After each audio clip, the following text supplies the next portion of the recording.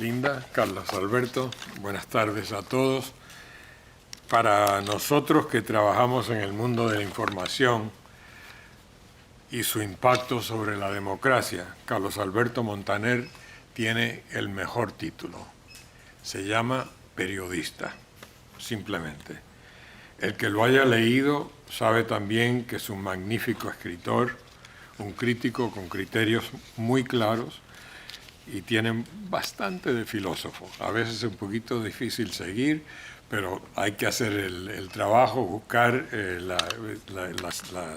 lo que cita y siempre sales adelante.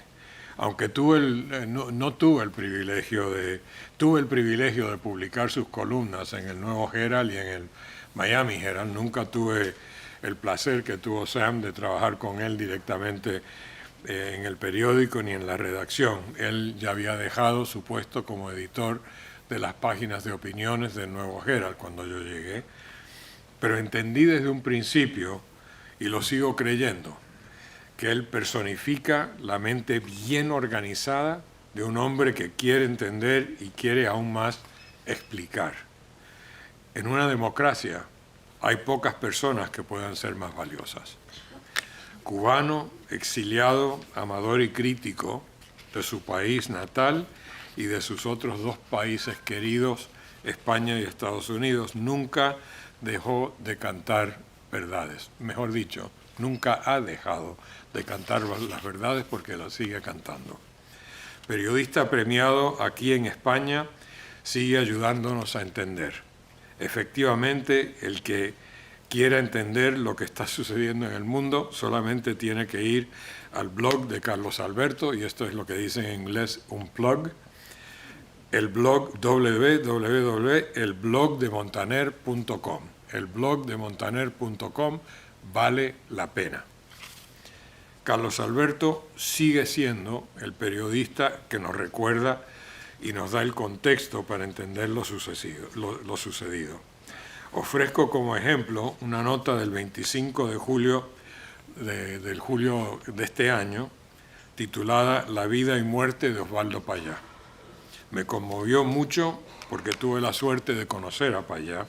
Lo recibí en mi oficina en el Herald, a él y a Harold Cepero. Los vi en una misa que ofreció el arzobispo de Miami en la Catedral de La Habana poco antes de que muriera.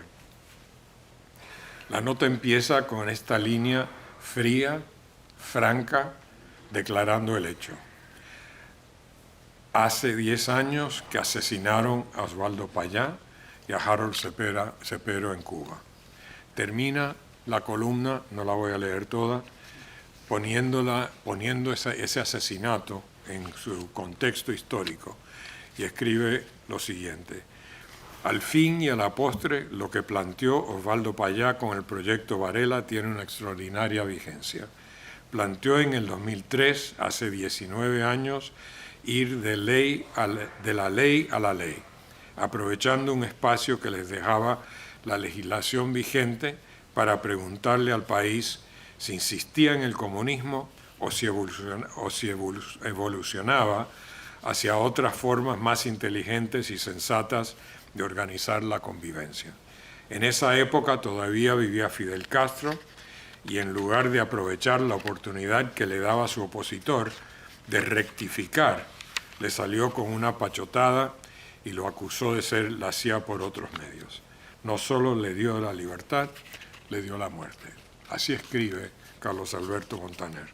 Sus notas se han publicado en todos los países de América y muchos otros alrededor del mundo. Y además, como saben, es autor de varios libros sobre América Latina, especialmente sobre Cuba, y de ficción. No solamente sobre Cuba, sin embargo, escribe sobre la humanidad, escribe sobre la condición, nuestra condición actual. Buscando varias cosas que había escrito, que habían publicado en el Herald, me encontré con una del 95.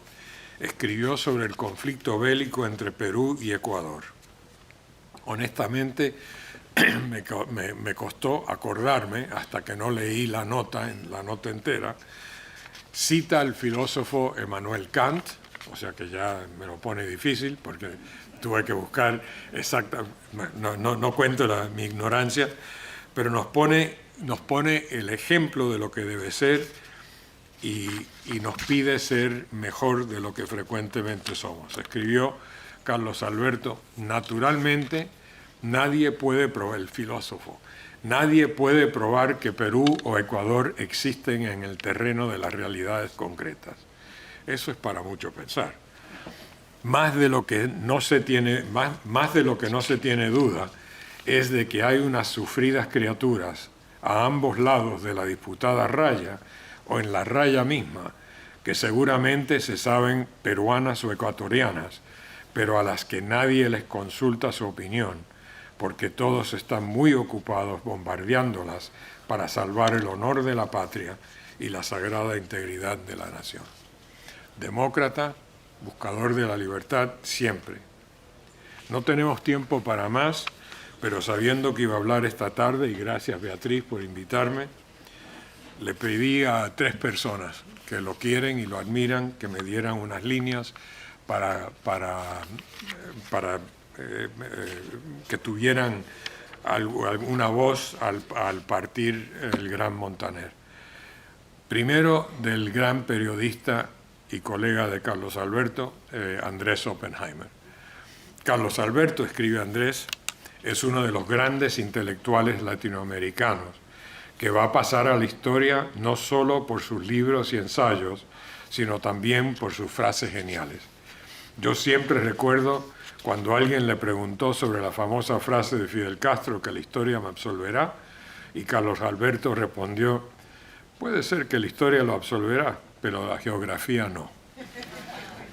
Y muchos años atrás, sigue Andrés, cuando visité una vez a Carlos Alberto en Madrid, le pregunté que por qué Fidel Castro se había metido en tantas guerras en África, en el Medio Oriente y algunos de los lugares más remotos del mundo. Y Carlos Alberto me respondió: los cubanos somos políticamente hiperactivos porque nos pasamos tomando café.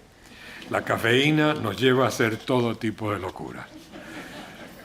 Además de sus libros y frases geniales, hay algo más.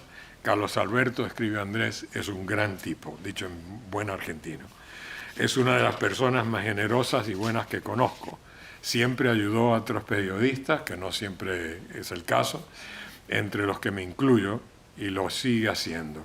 Es un ejemplo para todos y seguramente lo va a seguir siendo en su nueva vida en Madrid. Escribe Humberto Castelló, el antiguo editor del Nuevo Herald: Carlos Alberto Montaner es como un duende de la escritura. En el periodismo sienta cátedra con el magistral dominio de humanizar la información, desentrañando su trasfondo y su posteridad, su validez como hecho concreto y su incidencia en la vida personal y la comunitaria. Y en el género de ficción, con las palabras como agujas de tenedor, crea una urdimbre en la que el lector transforma en materia palpable su imaginación. Por último, le pedí a un joven abogado cubano-americano de aquí de Miami, Alejandro Millar, que me había dicho en alguna ocasión que Montaner era uno de sus héroes. Me escribió en inglés, así es que por favor, es corto, lo voy a escribir, a leer en inglés, pero me parece importante pensar en la próxima generación. Carlos Alberto Montaner is the standard for intellectually honest Cuban exiles.